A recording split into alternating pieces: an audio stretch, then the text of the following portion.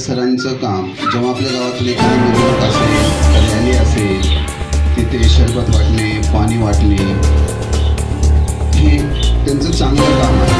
तसंच मी बघितलं इथे त्यांनी छोट्या मुलांच्या छोट्या छोट्या स्पर्धा घेतल्या होत्या, रनिंग, लंगडी,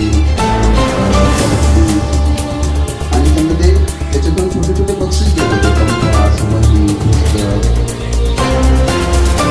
मी त्यांचं जे काम बघितलं नाही आल्यापासून त्यांना त्यांच्या पद्धतीने करता येईल समाजासाठी सेवेच्या हिशोबाने, तर ते प्रत्येक वेळेस करत राहतात. आणि आज त्यांनी त्याच्या ह्याच्यातूनच एक त्यांनी फाउंडेशन निर्माण केलेलं आहे.